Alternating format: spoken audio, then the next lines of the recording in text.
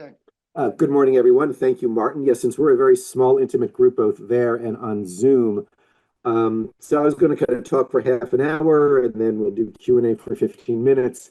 But as I'm talking, if you have a question, raise your hand, and I'm happy to pause and do that since we're such a small group. So the talk is called "Cultivating Hope in a Time of Conflict: Building a Foundation for a Future of Peace." I think we could say that we are, clearly in dark times these days, a time of conflict. But I think we need to remember that the color black actually is composed by diverse and brilliant colors mixed together. It reminds us that sometimes the answers lie within the challenge. As John Lennon sang, people are asking questions lost in confusion. Well, I tell them there's no problems, only solutions.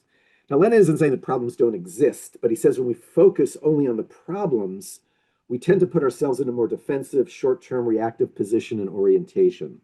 Lennon says problems are there, but we need to shift our energies, our time, our thoughts to the solutions. And when we go on, if you will, that offensive, we think more long-term, we act more proactively, and we actually come from a more powerful place.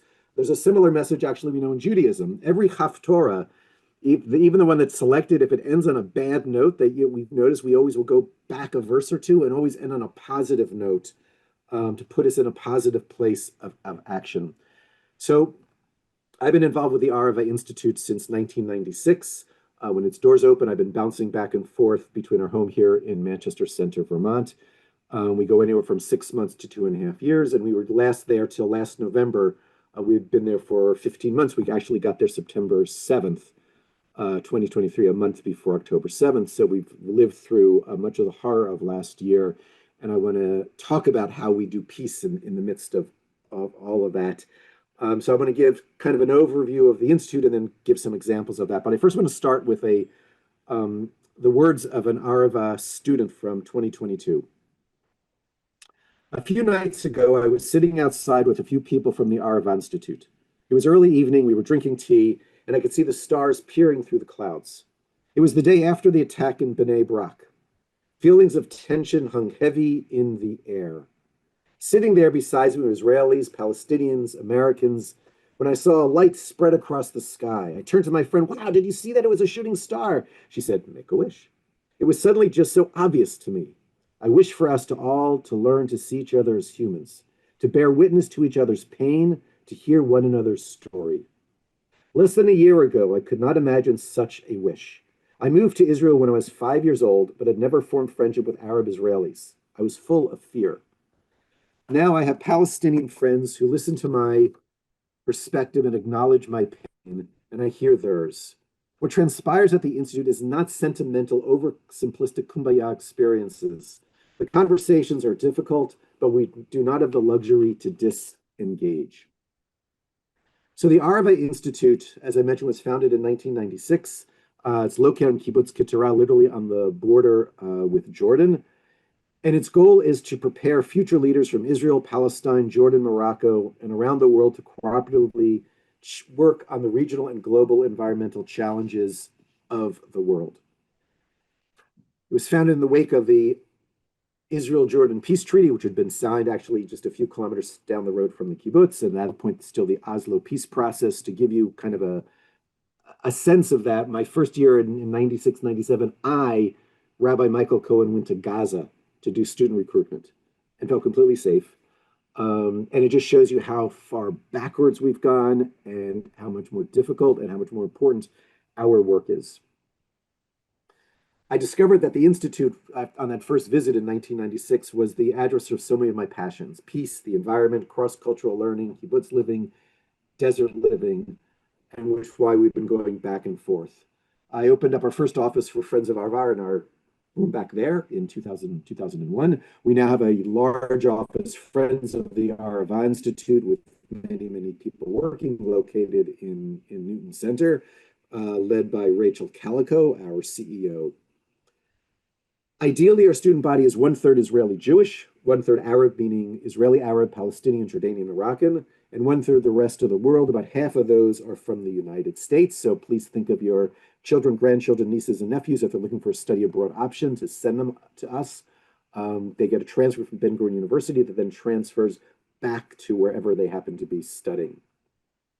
They take 4 or 5 courses, such as alternative energy science, biodiversity of sand dunes, environmental mediation and conflict resolution, introduction to ecology, the Bible as a key to environmental thought, which is what I often teach when I'm there.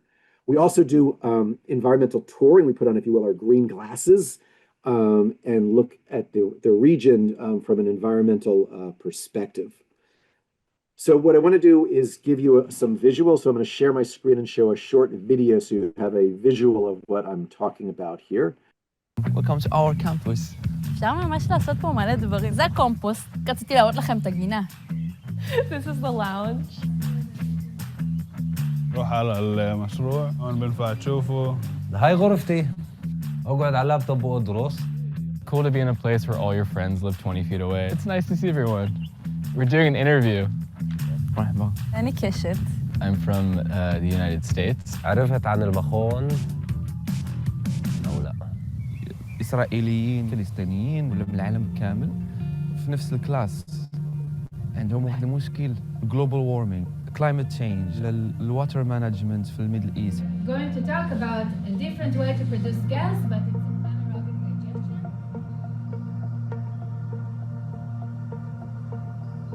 You can't separate agriculture from politics and really understand what surrounds agriculture and why certain people have land, why certain people don't have land.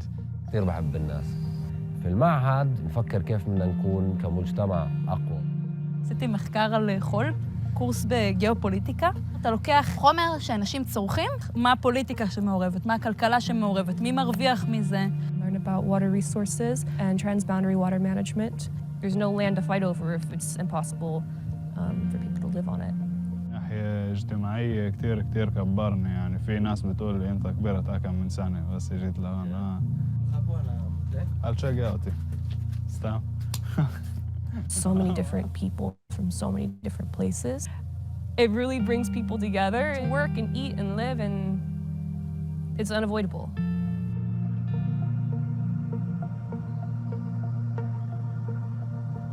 شاب فلسطيني نظرتي للإسرائيليين كانت على إنهم جنود. في المعهد الإسرائيلي هو شخص أنا ساكن معاه في نفس اليونت. وهذا الحكي ما بيعني إنه إحنا ما نفكر الصراع السياسي، ما نستنى السياسيين.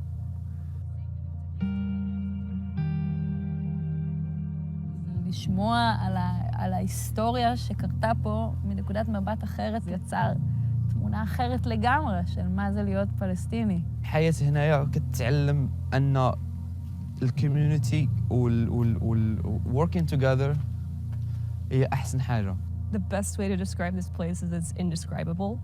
ללמוד על הדברים שהכי מפחידים אותי. זה עשה לי טוב כמו שלא היה לי טוב שנים. صراحة حسيت إنه المكان غير حياتي. معهد عربة الهورايزنز كيتفتحوا.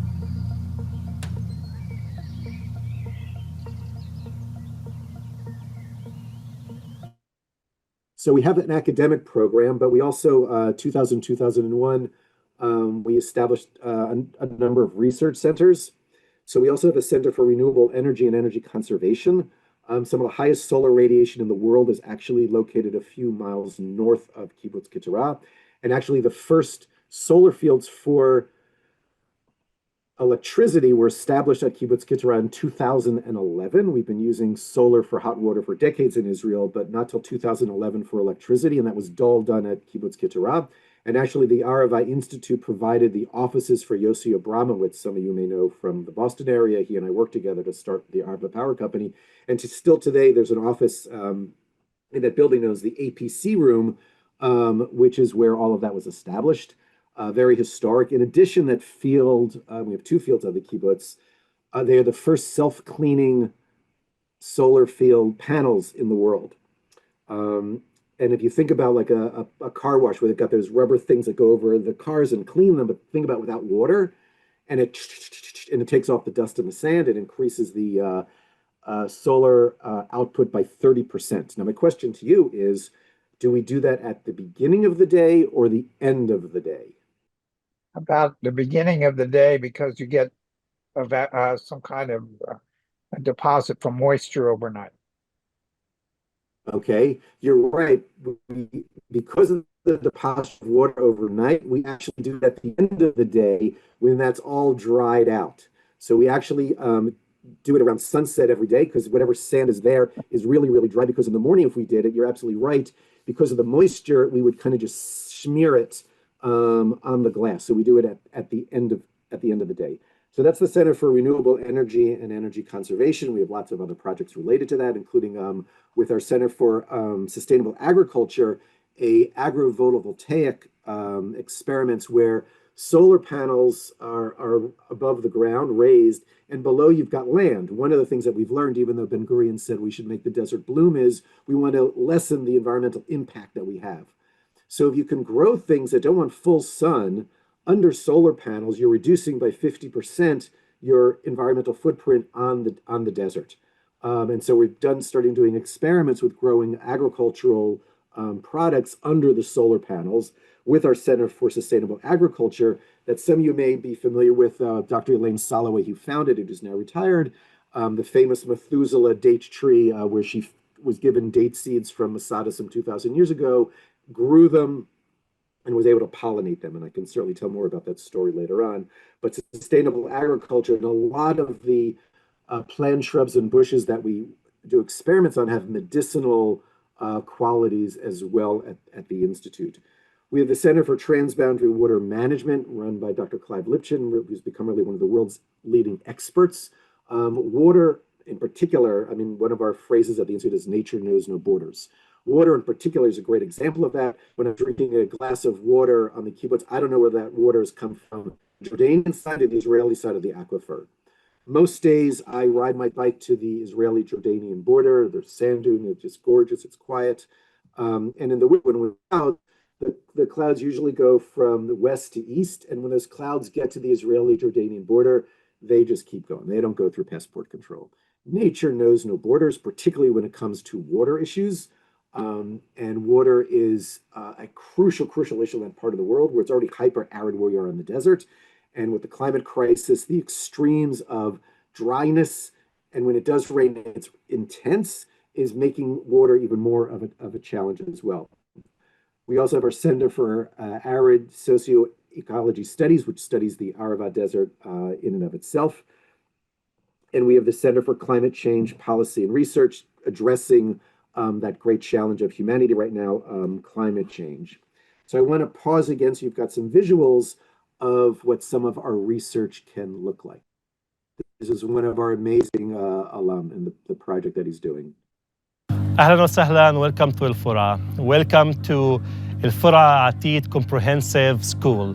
The Arava Institute for Environmental Study is proud to open the first off-grid technology integrative holistic hub in the world. A pilot that could serve as solutions for more than 70% of the planet population and build climate resiliency and climate rights to all the people of this planet. بيت السفر نمتسا بيشوف الفرع، يشوف عناك، يشوف شي חיים בו כ10,000 תושבים.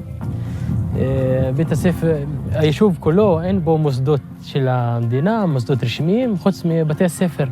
So the first technology is the Laguna technology, where we off-grid treating wastewater. As you can see, the wastewater of the school are storage in a cesspit tank, and for the cesspit tank, we use that water in the Laguna, and we recycle it using bacteria and algae. And why this technology is amazing, it's 100% off-grid, it's plug and play. As you could see, it's also on solar energy. It's scalable, modular, there's no odor. And the amazing part of it, there's no sludge. And not only that, we can recycle the treated wastewater for irrigation. מאחוריי פה יש בעדניות, צמחים שהתלמידים ותלמידות מבית הספר שתלו. תלמידים עושים את ההשוואה בין שתי שיטות השקייה, כאילו שתי סוגים של מים שמשקים בהם. בצד הזה אנחנו משקים דרך המים שאנחנו מטהרים, מים האופורים שאנחנו מטהרים דרך מערכת הלגונה שלנו, המט"ש. בצד הזה, ובצד השני אנחנו משקים דרך מים שאנחנו, מי שתייה רגילים, המים שמשקים בהם בבית הספר. והתלמידים עושים את ההבחנה, כאילו את ההשוואה הזאת, בין איך זה יעיל, בין אם זה יעיל או לא, בין אם זה חסכוני או לא, איפה יש תועלת יותר, איפה יש חיסרונות, בכדי לשפר את כל העניין הזה של טיהור המים האפורים. As you can see, we're using also solar energy. Those solar energy are actually produce energy that is being stored in a microgrid in batteries, and those batteries feed 4 classes. So they're the only 4 classes at school that they can use solar energy and have constant supply of energy. And this was in participation with Shamsuna NGO, and we're really proud to have the only 4 classes in Israel that can switch between electricity company energy and solar energy. So the third phase after the agrivoltaic feed, we produce solar energy and we store them in this grid, in these batteries. And these batteries feed the 4 classes. As you can see here, we have all the data of the solar energy of the grids on the apps. Pupils can see it. They can look through the history, and they can see the trends, the state of charge, voltage, current, annually through this year, 1 minute. Everything is at their disposal, and this is the beauty of off-grid technologies. So welcome to the class, and as this is the third phase, the solar energy that's been stored in the microgrid is being used for education. This is one of 4 classes that they can switch from electricity company, Havrat Hashmal, to solar energy. And now we're totally off-grid. And this is amazing because it allowed those 4 classes to have a continuous quality educational time. אחד הדברים המעניינים גם שיש לנו זה מערכת הווטרג'ן, של חברת ווטרג'ן. המערכת הזאת יודעת להפיק מים אטמוספיריים מהאוויר, מלחות שנמצאת באוויר, ומפיקה מים בכמות, באותו יום. בכל יום ויום יש כמות מים שמפיקה בסביבות מאות ליטרים, ומאחסנת אותם ומקררת גם את המים האלה. יכולים לשתות מהם מים נקיים לחלוטין. זה אחד גם הפתרונות שאפשר להציע לאוכלוסיות מנותקות מחיבור למים, כמו גם האוכלוסייה שלנו פה ביישוב. ביישוב אנחנו כמעט סובלים מהמים, אנחנו סובלים ממים, מחוסר במים, סובלים מחשמל, אין לנו חשמל, אנחנו מחוברים דרך הפאנלים הסולריים, רק דרך האנרגיה הסולרית, שיש לזה גם מגבלות מסוימת. אנחנו גם סובלים מהעניין הזה של טיהור מי שפכים, כי אנחנו לא מחוברים למערכות כמו ביוב וכו', תשתיות ביוב. ובעצם האוף גריד האב שלנו זה מה שמציע את הפתרונות לאוכלוסיות מנותקות רשת. אנחנו קראנו לו גם מנותקים מרשת מחוברים לפתרון. Okay, so 5th phase, we're now going to recycle our organic waste. So we use the organic waste of the school, we put them inside the home biogas system, and out of this home biogas system, we get biogas, that methane biogas that we will use. So come with me and come to make air sludge coffee, the only air sludge coffee in the world. Welcome.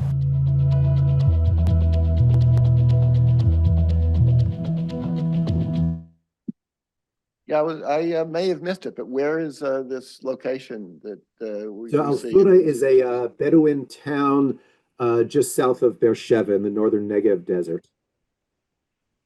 Okay, thank you. Yep, no, thank you. And actually, I want to say 2 things. That when the Laguna system that they talked about, it's based on using the same technology as wetlands and lagoons in the environment. And one of the things that we've learned in our human hubris is that if we want to work with the environment, we need to learn lessons from the environment. And the water gen technology that takes water out of the atmosphere and creates drinking water, we actually introduced into Gaza before the war.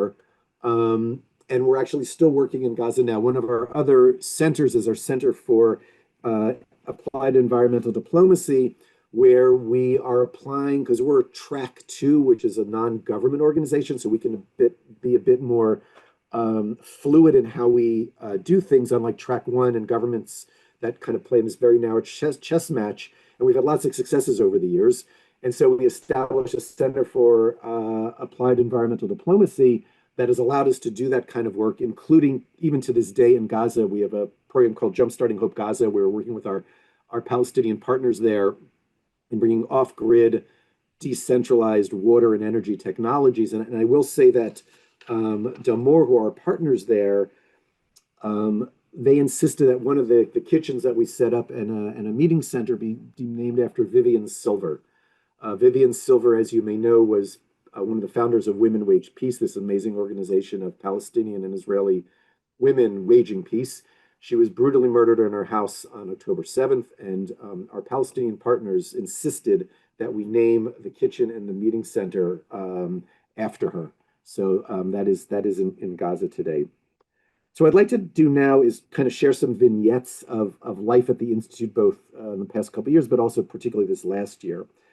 So in addition to our academic program and the traveling we do, we have something called the Dialogue Forum. We realized after the Second Intifada that we needed to create a safe place where the most difficult things could be said and heard by our students. So we created, it was first called Peace Building and Environmental Leadership Seminar, and now it's evolved, as we're always evolving and adjusting, to a dialogue forum. And I want to read a quote from one of the former participants. One of the most impactful takeaways for me with those discussions was how to accept and attempt empathy for others. Fears without feeling like those fears were in competition with your own. We had a guest facilitator give a talk on the dangers of yes, but. Thinking, asking, what happens if we say yes, period? This approach, as another Arava Institute alum said, was one of the simplest and hardest concepts to do. So I want to share a few vignettes from last year, and I'm going to quote from a piece I wrote in the Jerusalem Post on last year to start with. On the second day of the war, I was packing up to go home from my office to my kibbutz home. Since the day before, the horrific descriptions of the heinous murders and massacres by Hamas and the beginning of the war were constant. Sometimes at the forefront, sometimes beneath the surface, but always present. That awareness hovered in my mind as I was about to collect bottles to fill with water and place them in the bomb shelters in the kibbutz. In a despondent mindset, thinking what that would mean should we have to use them, David Lair, the director of the Institute's Center for Applied Environmental Diplomacy, saw me and said, I think you want to hear this, as he invited me into the Institute's conference room, the Arava Power Company room. Sitting at the table were a group of Jews and Arabs. Some were students and alumni of the Institute. They were there to present their idea for a joint Arab-Jewish community in the Southern Arava, a bold idea in and of itself, but in the context of the brutality and violence and chaos taking place, it was an audacious and fearless idea. As one of the participants said, we are trying to establish sanity in the insanity. The idea had been percolating within the group of some 70 individuals for the past 5 years. Their goal is to establish a multicultural community dedicated to building a transformative space in society. One objective is to erase minority-majority identities as a path to challenge and defy the limitations of those labels. They want to create a home where they can be with their authentic selves and not, as they explain, wear the masks of their different societies that put pressure on them to conform. Relatedly, Robert Frost wrote, home is the place where, when you have to go there, they have to take you in. They actualized at that moment the spirit of the mission of the Arava Institute, to advance cross-border environmental cooperation in the face of political conflict. These young activists, as the horrific atrocities committed in the Gaza border were becoming clearer and clearer, and the latest war with Hamas was commencing, were still able to continue to work towards a different horizon. I left the meeting emboldened, even as I went to fill those bottles of water, confronting what they represented.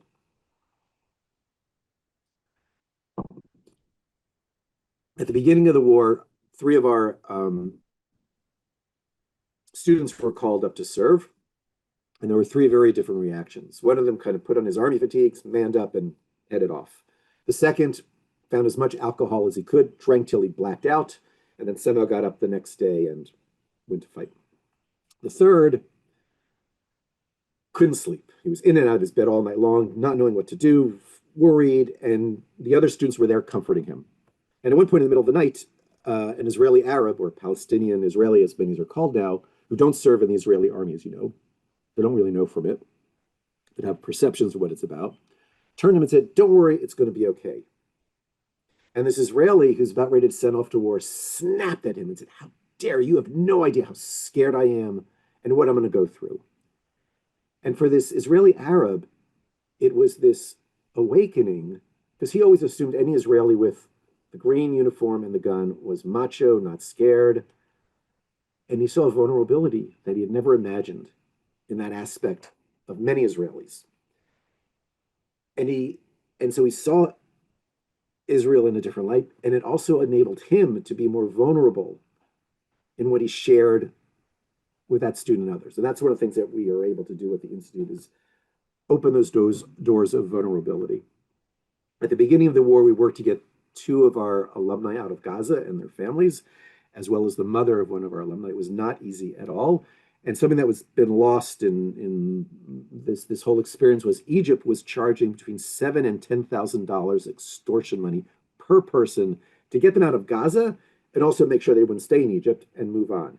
And that was kind of lost in the mess of everything, but we were successful there. Last fall at Yom Kippur, some of the Palestinian students joined their Jewish classmates for the Yom Kippur service in the Kibbutz synagogue. And this is one of the things that I often talk about, I think why we're able to succeed in what we do, that if you're just meeting about the conflict, that actually does hurt. It's painful. But if you have other touch points where you begin to see the humanity of the other, that changes things. And so they're sharing their religions together, their holidays, their music, their food, their cultures. They're studying together, they're hiking together. They have these other touch points that just aren't about this. And that transforms the experiences where people don't deny who they are, but they build trust. And if there's one thing that is missing in this conflict now, is trust, and why we're stuck. So these Palestinians came to services, and I asked one of them afterwards what it was like for him. And he said it was a very comforting experience. It was during a year into the war now. And also remind you, 2 rows behind him were 3 soldiers sitting in fatigues along with their machine guns. The hope, the contradiction, and the reality of what we're able to do at the Institute. One of my favorite times at the Institute every semester is culture night, where we share each of our cultures, music, food, dance, etc. And last year, one of the Israelis whose family originated from Syria, but at their Passover Seder in Israel, they still sing Echad Mi Yodea in Arabic. And so that evening, he taught it to everybody. But of course, the irony of all of this, it wasn't the Jewish students who could sing along very easily. It was the Palestinian and the Israeli Arab students who could sing, and Moroccans who could sing because they knew Arabic. And it's just one of those dynamics that we see over and over and over again. At the beginning of the war, an Israeli was called up. A month into the war, he's seriously injured, and he's in rehab, both mental and physically, for about a year, until 3 days after he is released from rehab, he comes to the Arava Institute. On the year anniversary of his injuries, he decided to have a rebirthing ceremony. Sitting next to him at that rebirthing ceremony are 2 Palestinians hugging him. Palestinians hugging him for being injured in Gaza, sitting next to them. These are the moments of humanity and connection that we're able to create at the Institute. So I want to close with one final reading. This is something actually I read at my Passover Seder this year. This is from a Palestinian who actually is now in Boston, taking the program at Brandeis. And he wrote, "Dear friends, each year during the Passover Seder, you dip a finger into your cup of wine and remove 10 drops, 1 for each plague. Though the wine symbolizes joy, this ritual lessens it. It's a quiet, radical act of empathy, a recognition that freedom came with suffering, that even oppressors are human. As a Palestinian, this tradition humbles me. It reminds me that the true values are often lived not in what we celebrate, but in what we choose not to. I was born into a story of loss. I remember when my maternal grandmother visited our village in the West Bank for the first time since 1948. She stood silently and said, 'This looks like our home before they expelled us.' In her eyes, I saw a reflection of something I never knew, and inherited a vow many of us carry to make those who hurt us feel it too. For years, I believed in vengeance, not out of hate, but because I thought it was justice. Then one evening, during one of my many usual power cuts, bored and restless, I asked my father for a book he hadn't read. He gave me Man's Search for Meaning by Viktor Frankl. I didn't expect much, but in those pages I met a man who endured unimaginable pain and still chose to see meaning and to stay human. And I realized the same fire that burned in me might have been the one that once burned in those who destroyed my grandmother's village. That's how the cycle continues. I couldn't let go of the pain, but I began to reflect on it, not to erase it, but to carry it differently, not to forgive the violence, but to end it. That's why the wine ritual moves me so deeply. It's not just symbolic, it's a spiritual resistance, a reminder that empathy isn't weakness, it's discipline. To mourn even the pain of those who harmed you, that's moral courage. It calls us to break the cycle not by forgetting, but by feeling fully and still refusing to pass on the pain. Today, this land is heavy with sorrow. Grief echoes on every side. Homes are gone. Futures feel uncertain. I know this is not the peace many of you hoped for. It is not what your ancestors dreamed of when they fled persecution in search of safety. So I ask you to reflect with me. Let us not pass our trauma to our children like a sword. Let us mirror something else, something brave and tender. Let us be the people who choose differently. To my Jewish friends, some of you are my mentors, collaborators, brothers and sisters in spirit. I wish you and your families a Passover of safety, meaning, and deep renewal. And I invite you this year not only to remember liberation, but to reflect on how we carry it forward in solidarity and reflection. Chag Pesach Sameach. So I hope I've given you some vignettes, some insights of how we do what we do. We have about 10 minutes, and I'd really like to open it up to your questions. Hi, I'm Gabby Jacobs. I don't know if she is, but so I had some questions about what peace building looks like at the Arava Institute, and then how students would get involved in that, and what's the age range of students? Like, what years is it in college or grad school, and how do you kind of get involved in that in school? Great. So the undergraduate students tend to do it their sophomore, junior year. So they're, 19, 20 or so. We also, with the research centers that I talked about, we have internship programs. So if you have your BA or your BS, you've already done your undergraduate work, you can come and do an internship in one of those research departments. You still take at least one class with the students, you live with the students, you do the dialogue forum I discussed, you do the touring, so you're fully integrated. So there's aspects both on the undergraduate level and then after your BA or your BS to be integrated into the student body. And so if you go to www.arava.org, you'll see, you can click on academic and it'll show you how one can apply to the program. In terms of the, how we deal with the conflict, I would, or that aspect, part of it is this formal dialogue, but then there's the informal, which is really where a lot of the work is also done. And I would argue that we're able to succeed for 5 points. One, we are on Kibbutz Ketura. It's a kibbutz that was founded based on the American Zionist idea of pluralism. And so the students are coming into a community that understands the value of pluralism and the challenges of pluralism. We are in the desert. There's a real calming effect of being in the desert. We often talk about the center of the country, the Merkaz, where it's much more tense, but there is something incredibly calming about the desert. Third, we're in the Middle East. There's something for taking Israelis and Palestinians out of the pressure cooker, if you will. But the problem is nobody knows their neighbors. And it's part of the travel that we do. And on weekends, students are always taking their classmates home to Palestine, Jordan, or Israel, and getting to know their neighborhood. And I've heard this anecdote pretty much since the first year of the program. Jordanians are under tremendous pressure not to come. Those who come are very brave and interested. And they will often bring their Jewish American and Israeli classmates home. At the end of the day, and again, I've heard this over and over again, they're washing dishes, usually with their mother in the kitchen, who says, you know what? I learned I have more in common with the Israeli Jew than the American Jew. Yeah, they live in the Middle East just like you do. And those are the kind of barriers that we're able to break by what we do. The fourth element is this luxury of time that usually bring Israelis and Palestinians together, maybe for a weekend, 2 weeks in the summer, a weekend every month. They're there 24/7 for an academic semester or a full academic year. The luxury of time allows for more of these touch points to be real, but it also means if you had a really intense moment in the dialogue forum, and often those will end people screaming and crying, a week later, Muhammad, I can't believe you said that to me. Was Shulamit really? Let's go take a walk in the desert. So the luxury of time means we don't have to solve it immediately.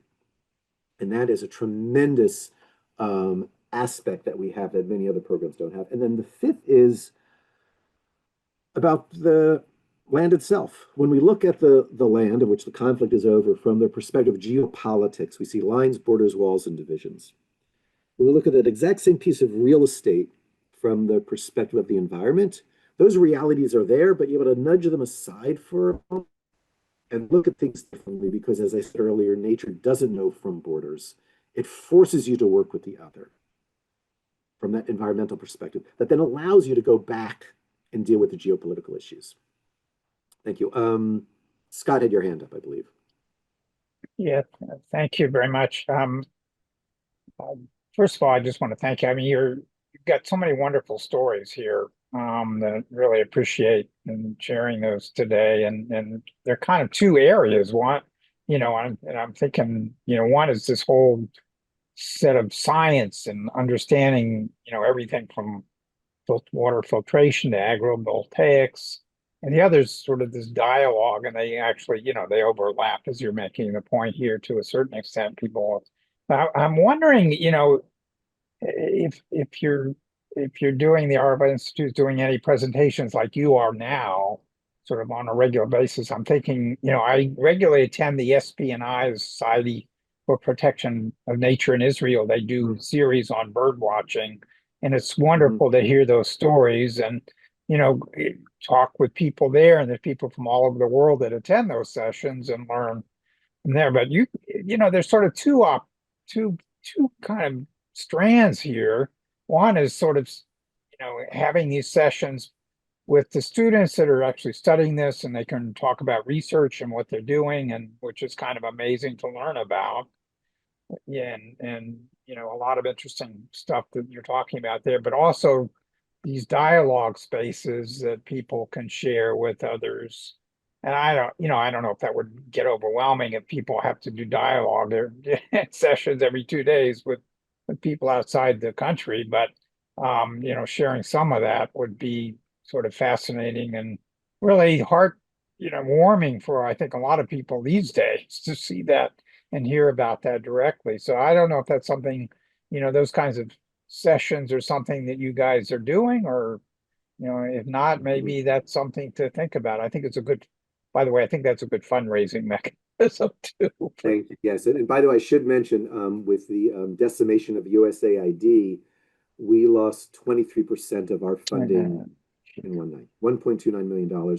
And that doesn't even include U.S. Institute of Peace that we often apply to for actually joint projects with our alumni. So yeah, we are trying to raise monies and more monies. Yeah, we actually do what you say. It's a wonderful idea. We've spoken at APAC, we've spoken at J Street, we speak at lots of synagogues, federations. If you have places where you think we maybe should speak in your area, please. I put our website in the chat. You can certainly write to us. We actually usually once a year, sometimes twice a year, we will take an Israeli Jewish alum and an Arab alum, either from Morocco, Palestine, or Jordan, or Israel, and tour campuses, and it's called the Dialogue Tour. And we model on campuses this kind of work, and we do some of it in communities as well. I will say the Dialogue Forum meets just once a week on the campus. It's 3 hours one afternoon, and it's required, and it's not accredited. And most of our alumni, when you ask them about their Arava experience, will actually first talk about that, which is interesting in and of itself. I was wondering just how your program has changed since October 7th, and kind of what are the challenges even in recruiting, and if you could speak to that, that would be great. Sure. Yes, I've called the last 600 plus days a stress test.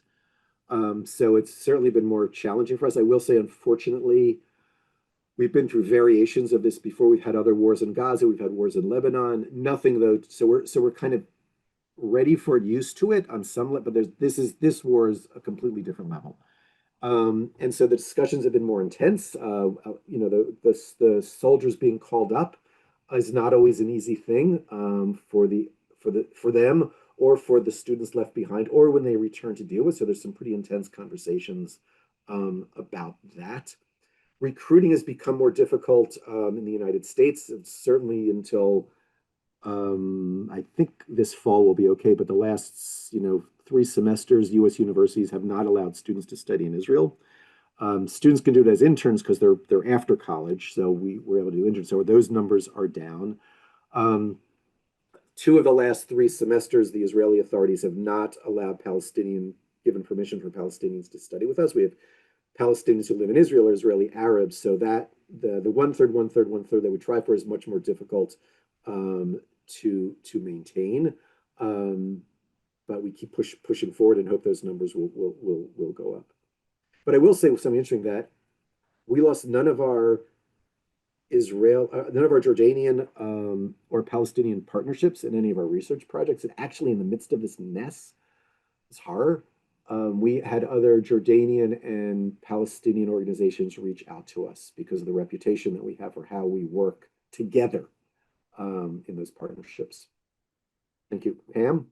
Thank you so much for your presentation. I can't remember when I came across the work of the Arava Institute, probably just looking for hope and environmental collaboration in the Middle East.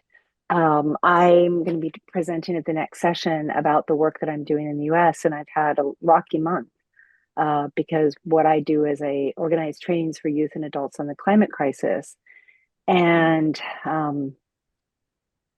I wish I had more time to kind of process everything that you shared before going into my talk, but I just mostly want to thank you.